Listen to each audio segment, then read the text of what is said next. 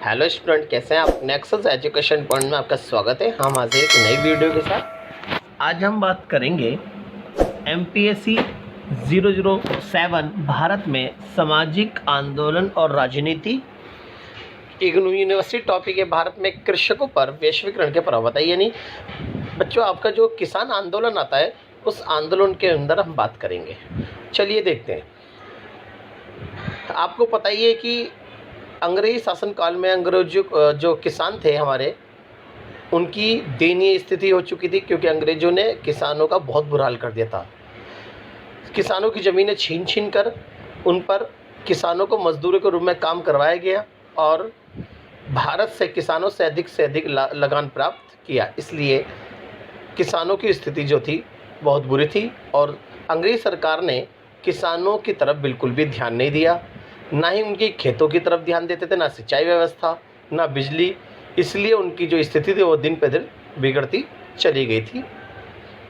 अंग्रेज शासनकाल में पूर्वी भारत, मध्य भारत और उत्तरी भारत में जमींदारी प्रथा प्रचलित थी।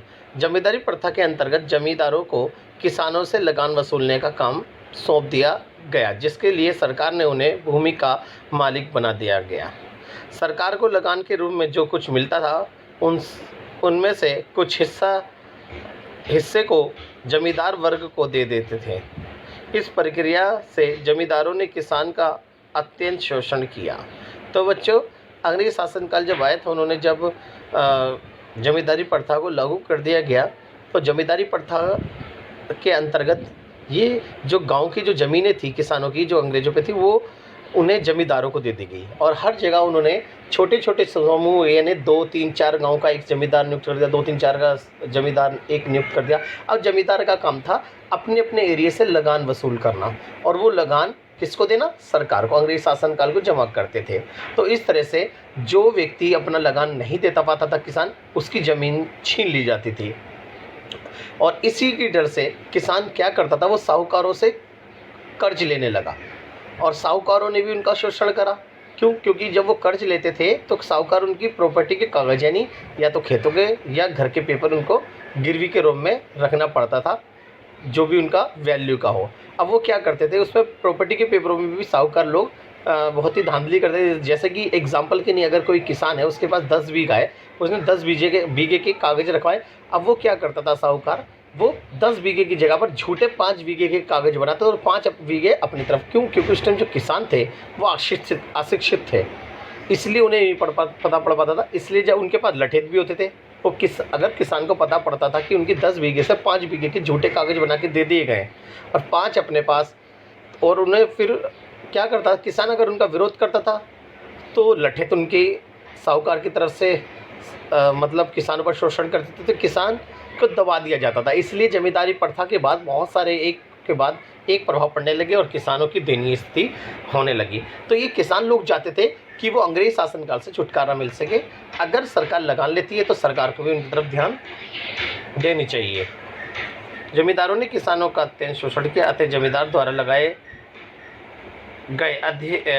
गए कर से लगान की राशि इतनी अधिक हो जाती थी कि अधिकांश किसान उसे चुकाने में असमर्थ हो जाते थे।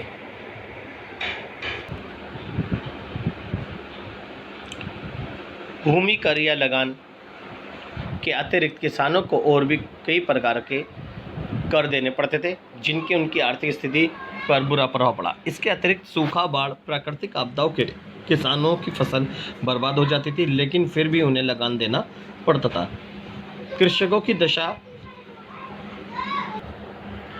फसल बर्बाद होने के बाद भी उन्हें लगान देना पड़ता था। कृषकों की दशा सुधारने के लिए कई कानून बनाए गए, जैसे कृषि ऋण अधिनियम तथा भूमि सुधार अधिनियम, परंतु इन अधिनियम से भी कृषकों का हित प्रभावी ढंग से कृषकों के हितों की प्रभावी ढंग से रक्षा नहीं हो पाई।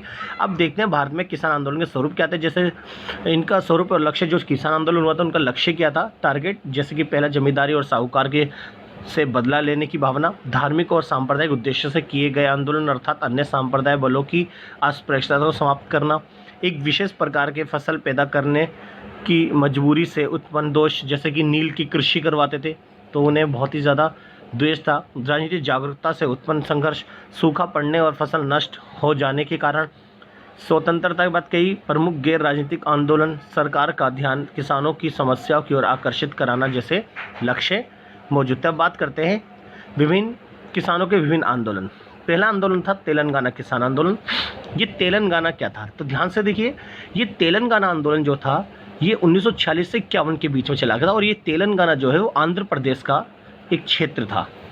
इसमें ऐसा था कि काश्तकार जो थे वो भूमि के स्वामी नहीं थे, क्योंकि जो किसान थे, काश्तकार मतलब होता है जो पट्टे पर काम करता है किसी भूमि पर, और जो ये किसान लोग थे ये वास्तविक स्वामी नहीं थे, और इन्हें जमींदारों ने किसानों को पट्टे पर भूमि दी हुई थी। किसानों को ये मतलब ये किसानों का ना केवल शोषण करते थे, बल्कि इन्हें इस बात की भी सुरक्षा नहीं थी कि उन्हें कृषि भूमि से बेदखल किया जाए। तो इस संदर्भ में तेलंगाना के किसानों ने वहाँ पर आंदोलन छेड़ा, और ये आंदोलन में इनकी मांग ये थी कि उन्हें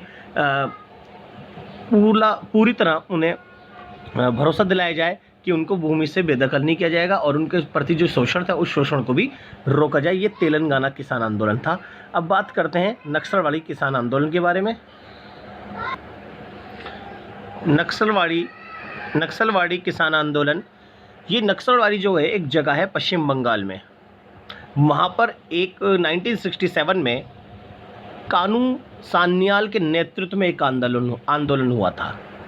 इस आंदोलन का उद्देश्य था जैसे कि भूमि का पुनर्वितरण, साहूकार और किसानों के बीच समझौता को जलाया जाना तथा चावल के भंडारों पर कब्जा कर किसानों में बांटना आदि मुद्दों को लेकर था। ऐसा था कि पश्चिम बंगाल के नक्सलवाड़ी क्षेत्र के अंदर छोटे से गांव में ये आंदोलन छिड़ा था 1967 में। इसके अंतर्गत क्या था, जो बड़े बड़े जो सेठ लोग थे उन्होंने चावलों को स्टॉक करके रखा था गोदाम में, और साथ ही साथ में जो साहूकार से कर्ज ले रखा था, जो समझौता था, उस समझौते को जलाया जाना, यानी उन समझौतों को माफ़ करना, और इसके अलावा साथ ही साथ जो भूमि है उसका किसानों में वितरण कर देना ही जैसे मुद्दे शामिल थे। ये आंदोलन बड़ा जोर शोरों से चला था। अब इसके बाद है चिपको आंदोलन। किसान आंदोलन का तीसरा आंदोलन चिपको आंदोलन। चिपको आंदोलन की शुरुआत उत्तराखंड के छोटे से गांव में गढ़वाल क्षेत्र में हुई थी। ये 1970 के दशक की बात है, जब ऐसा था कि वहाँ पर जो उत्तराखंड का जो गढ़वाल क्षेत्र है, वहाँ के स्थानीय लोगों ने वहाँ जो वृक्ष के पेड़ है ना, उनको काटने की सरकार से अनुमति मांगी थी, लेकिन वहाँ सरकार ने वहाँ के स्थानीय लोगों को वृक्ष काटने की अनुमति नहीं दी। अंगू के वृक्ष, वो वृक्ष थे अंगू के वृक्ष। तो बाद में जब उनको मना कर दिया गया, तो लेकिन एक खेल कूद के सामान बनाने वाली कंपनी को उस अंगू के वृक्ष काटने का ठेका दे दिया, परमिशन दे दी। तो इसके कारण जब लोगों को पता लगा कि यहाँ पर कोई प्राइवेट कंपनी यानी खेल कूद के सामान बनाने वाली कंपनी इन पेड़ों को काटने आई है, तो ऐसे में सभी स्थानीय लोगों ने इसका विरोध करा, और सभी महिलाएं पेड़ पर जाकर चिपक गई और ये कहा कि पहले हमें काटो फिर उसके बाद पेड़। तो इसके जो गतिविधियाँ थी, यानी ये जो कार्यक्रम थे, इसके बाद जो कंपनी थी वो बिना पेड़ काटे वापस लौट गई, और ये आंदोलन जो था जी चिपको आंदोलन के रूप में जाना गया, और यहाँ पर वृक्षों के काटने की जो रोक थी 15 सालों तक रुक गई। और इस तरह से चिपको आंदोलन के साथ साथ अन्य राज्यों में भी इस तरीके के आंदोलन आरंभ हो गए, और सरकार न्यायालय ने 15 साल पेड़ों की कटाई पर रोक लगा दी। इसे कहा गया था चिपको आंदोलन। बात है गुजरात आंदोलन की चौथा। तो अप्रैल 1987 में गुजरात के किसानों में एक ज़बरदस्त आंदोलन चलाया गया। इस आंदोलन में उनकी मांगे ये थी कि सरकार किसानों से सीधे कपास खरीदे और उन्हें उनके माल का उचित मूल्य मिलेगा। तो गुजरात के किसान आंदोलन जो होता 1987 में होता, इसके अंतर्गत था कि किसान जो थे, कपास जो थे, उनके बीच बिचौलिए खरीदते थे, तो बिचौलिए कमीशन मारते थे, और जो किसानों को है ना उनकी फसल का कपास का पूरा मूल्य नहीं मिल पाता था। इसलिए सरकार पर इन्होंने दबाव डाला कि हमारी कपास सीधा डायरेक्टली सरकार खरीदे, इसलिए आंदोलन चलाया गया। नेक्स्ट है उत्तर प्रदेश का किसान आंदोलन। 1987 में उत्तर प्रदेश में किसानों ने मुजफ्फरनगर में ज़बरदस्त रैली की, और इस आंदोलन में कोई जाति या राजनीति नहीं थी, अर्थात इस आंदोलन में सभी किसान थे, इसलिए ये आंदोलन सफल हो गया। फिर है 1999 के दौरान विभिन्न किसान आंदोलन, जैसे कि 1999 में आंध्र प्रदेश, महाराष्ट्र के किसानों ने जो आत्महत्या की, उससे कृषक समाज की समस्याओं का पता चला। वर्ष 1999-2000 के राष्ट्रीय कृषि बीमा योजना लागू हो गई, जो किसानों के विकास की ओर एक सहायता योजना थी। अब बात करते हैं वैश्वीकरण के किसानों पर प्रभाव कि वैश्वीकरण पर किसानों का पहला प्रभाव क्षेत्रीय असमानता। जी, जब वैश्वीकरण के आने से देश में नई-नई टेक्नोलॉजी आ गई, इससे पूंजीवादी जो राज्य थे, वो अच्छी-अच्छी टेक्नोलॉजी लेकर उन्होंने अपनी कृषि व्यवस्था को आगे बढ़ाया और जबकि जो छोटे-छोटे किसान थे, वो इस टेक्नोलॉजी से अभाव में वो पिछड़ के चले गए, इसलिए कोई क्षेत्र विकसित हुआ, कोई क्षेत्र विकसित नहीं हो पाए। जैसे कि आपने देखा कि पंजाब, हरियाणा हरित क्रांति में वो विकसित हो गया और उत्तर प्रदेश जैसे राज्य पिछड़ गए। उच्च तकनीक को बढ़ावा जी, जो औद्योगिकरण यानी वैश्वीकरण के कारण कृषि के क्षेत्र में उच्च तकनीक को बढ़ावा मिला। कीटनाशक दवाई की उपलब्धता, निम्न किसानों में गरीबी और बेरोजगारी को बढ़ावा मिला। कुशल और उच्च बीजों का प्रबंध किया गया। खेतों में परंपरागत तकनीकों का अंत किया गया। वैश्वीकरण के उच्च वर्गों के किसानों को लाभ मिला। तो ये हमने पढ़ा कि किसान आंदोलन के वैश्वीकरण के किसानों पर प्रभाव। तो ये किसान आंदोलन का क्वेश्चन है, मोस्ट इम्पोर्टेंट है, आप इसे अच्छी तरह करिएगा।